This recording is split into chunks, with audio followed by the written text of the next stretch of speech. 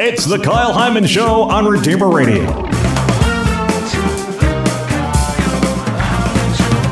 This is Kyle Hyman, and yesterday we had the Feast of Our Lady of the Rosary, so joining us to talk about the Rosary is Matt Marshall. Thanks for being here, Matt. Thank you, Kyle. Parishioner at Immaculate Conception in Aggie, Indiana. Yeah. And there's probably a lot of people in the air that don't know where Aggie is. Uh-huh. It's right in between Liado and Cherubusco. One of America's greatest kept secrets. That's exactly right. A little slice of heaven. It's a little slice of heaven. It's home. Well, it's so good to have you here. And I know you have a really interesting story about the Rosary and also your experience with cancer. How did you originally find out that you had cancer?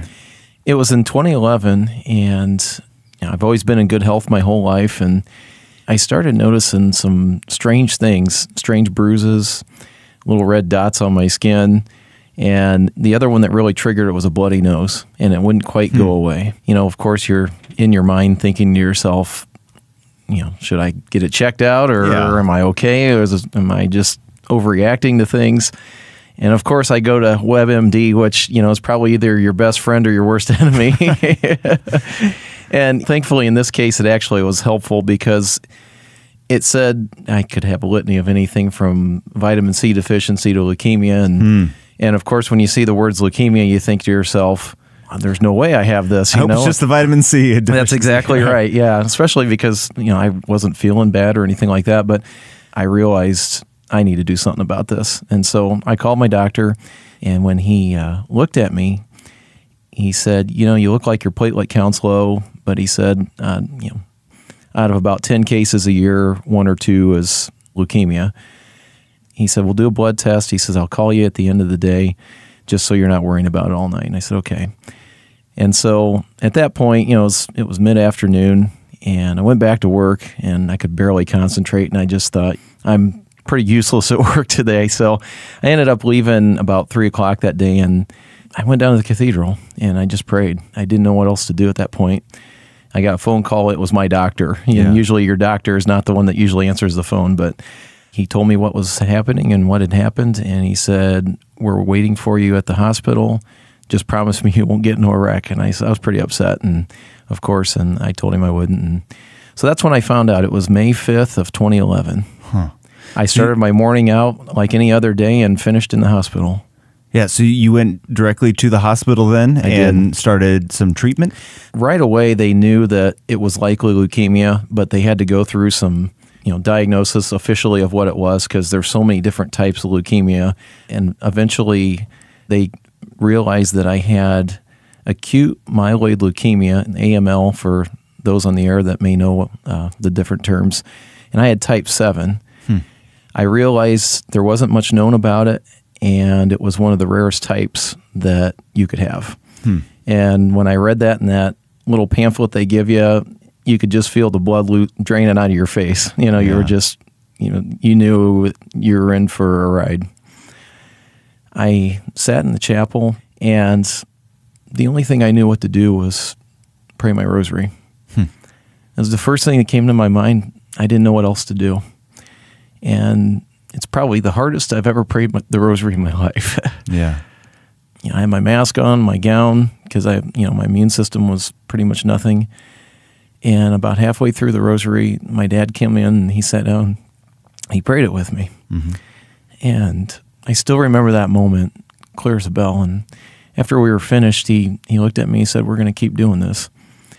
And I had been praying the rosary off and on for probably about a year before that.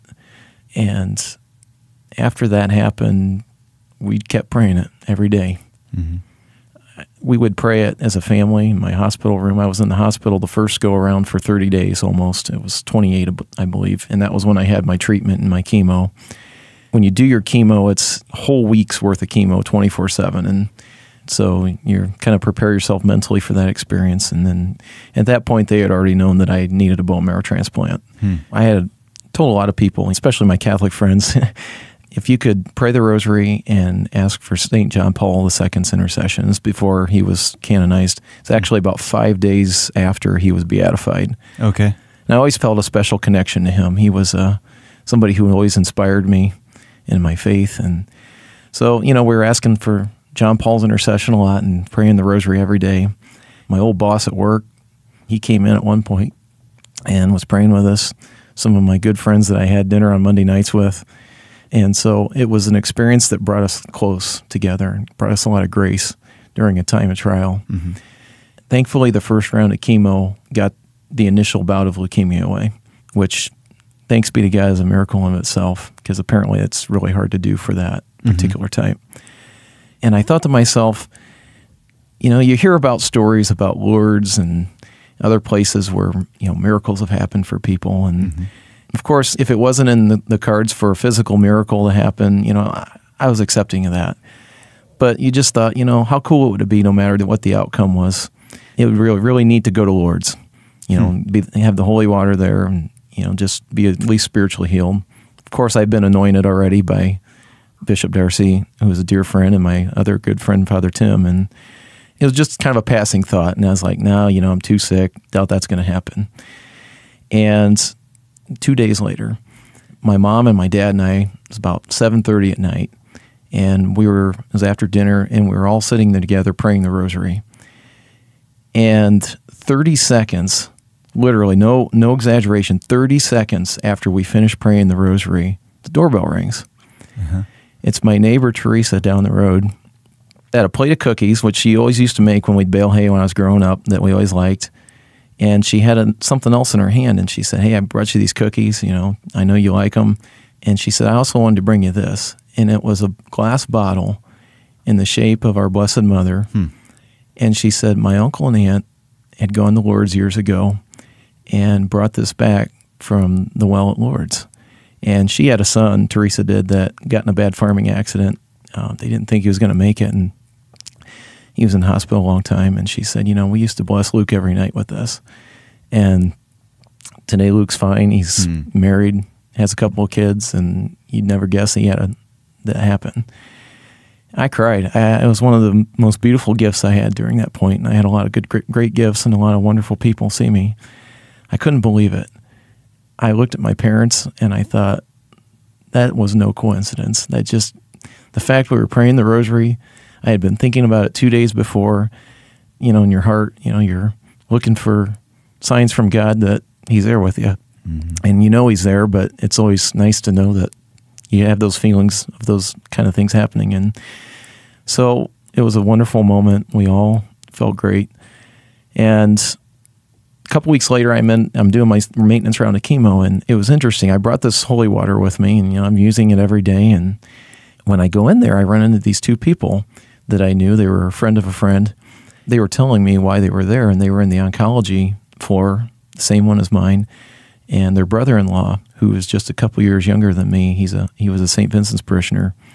He had cancer, and it was a tumor in his chest that's similar to when guys have testicular cancer. And he went down to Indianapolis. They thought they got it all. Didn't happen, and it was through his whole body. I mean, they knew the end was near. In fact, they thought maybe that night he was going to go, and all the family was there, including Father Andrew. He was there to anoint him. And I just thought to myself, here's a guy that's 2 doors down. He's Catholic. And I thought, if this guy dies tonight and I've had this holy water in my room, I'm going to feel really bad that I didn't share it with him. So when his in-laws walked past again in my room, I said, hey, I got this holy water from Lourdes. Didn't tell him how I got it or what happened or any of the circumstances. I didn't tell him a thing. I just said, I have it. If you want to use it for Dave, go ahead. About an hour later, they came back, and they go, you know, it was really interesting. When we walked into Dave's room to bring the holy water of Lourdes to him, he said everybody was in the middle of praying the rosary. And I just stopped for a second and thought, I can't believe this. And I looked at my mom, and I said, Mom, that's twice that's happened now. Just blown away. I told her, I said, this isn't a coincidence. There's no way. The guy 2 doors down from me made it through the night. The next day, woke up into consciousness, and his 2 daughters were there, and his wife and family, and he was talking to them. And then on that 3rd day, he finally passed. And I just thought, you know, maybe he got an extra day. You never know. I mean, God's capable of anything. So fast forward a little bit further, and at this point I had had my bone marrow transplant. I had it on August 23rd of 2011, and that was a very special day. My brother was my donor. By the time that I was able to go back to Mass and go to church, I see a family that sometimes comes out to our parish. They're from Avila, and I was telling her about the story of giving it to Dave, and she looked at me and she says, "You know, Matt," she goes, "Dave wanted to go to Lourdes, and he was too sick to go." And I thought, wow, how ironic is this that both of us wanted to go. We were both too sick to go. We both got this holy water delivered to us, and it was either in the middle or the end of praying the rosary. So I look at it as the rosary brings a lot of graces. Sometimes it's visible things, sometimes it's invisible things, and it can impact our lives in so many different ways. You know, whether it's graces to get through anxieties or pressures of daily life or pressures of things that are going on, or sometimes it's maybe there to help give you a sign that God's really there with you. Yeah.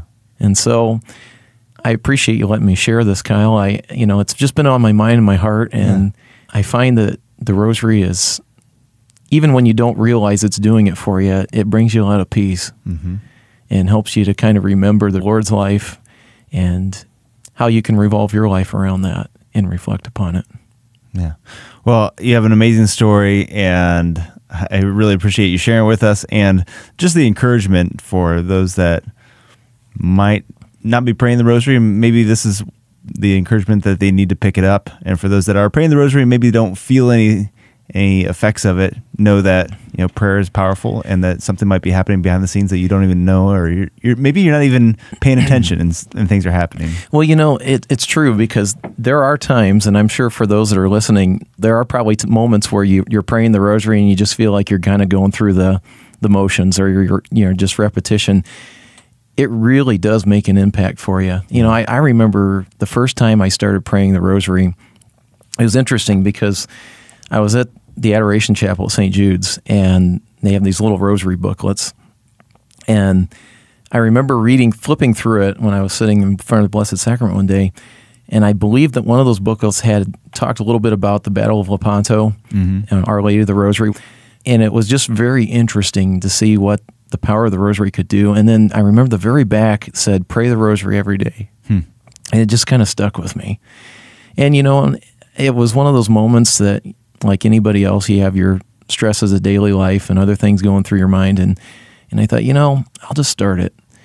And it was really interesting because the things that you worry about, because sometimes I'm kind of a worrier, all of a sudden now for the course of a 30 or 60-day period, I kind of forgot about those things that were bothering me. And I thought, I'll bet that was the rosary. It's got to be.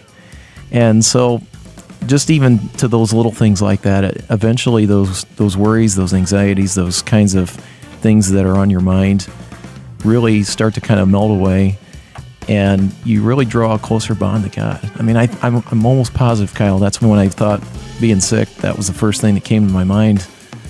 I know that had to have been the Holy Spirit, because of that, because of those prayers from our Blessed Mother. So. All right. Well, thank you for sharing this with us, Matt, and also thank you for being one of the members of our board and for all that you do here for Redeemer Radio. And well, thank you, Kyle. Yeah, you got an amazing story. I appreciate you sharing it. Thank you. Appreciate you letting me be here.